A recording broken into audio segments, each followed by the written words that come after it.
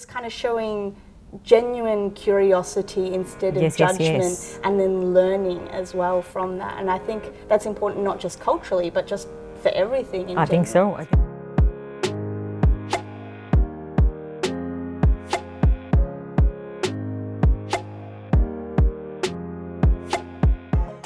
I also think that we need to represent, and you're doing quite a bit of representation. You know, representation is very visual, as you know. Like if you take a walk around the campus here, there should be good representation of every background and every culture that's here as well. How do we find representation in Kate's class? I feel like if we are, making a poster or something that's got photos of children on it, or just any diagrams with photos of children on it, that the drawings or illustrations or photos also show diversity, so that they understand that there is diversity out there as well in the material that they interact with. I find at our school it's not so much of an issue as you would find at other schools, because it's not just in my classroom but across the whole school. It's just so culturally diverse, and we have so many students from so many different backgrounds. You are so lucky in that way. We are very lucky, and it's actually one of the reasons why I really wanted to work at the school I'm working at. It's quite important to me that I'm in an environment where my cultural background is also accepted. Even like in the staff room, if I bring food from home that, looks something so simple, but bring food from home that looks a little bit different. Like even the other staff at school, I feel like the culture's so positive. They're like, oh, that looks so delicious, what is it? Instead of being like, oh, what's that? It reminds us of that movie. Yeah. Did you watch the movie Big Fat Greek Wedding? I know you need to see this.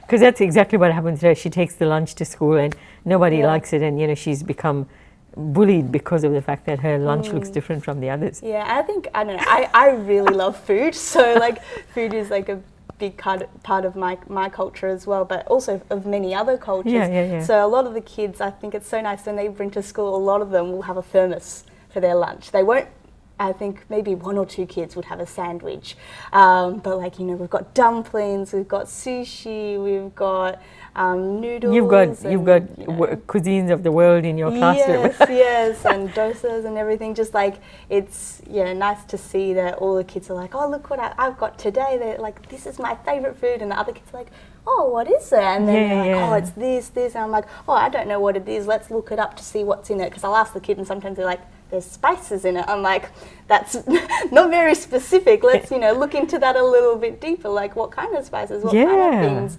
What is that food made of? I've never heard of that before. And just kind of showing genuine curiosity instead of judgment, and then learning as well from that. And I think that's important, not just culturally, but just for everything in general.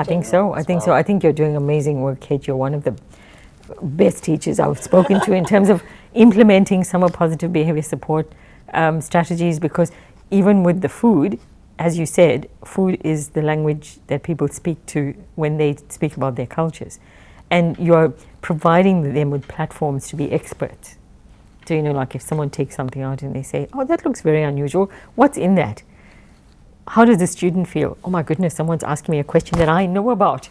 I know exactly what's inside there, and they feel the expert status. And of course, oh my goodness, how good is it to speak when we feel like we are experts? And that's what you're doing. You're giving them the stage, and you're saying, talk to me about the things you know, because they probably stood at the kitchen bench watching mum put things together, and they know exactly what goes into that.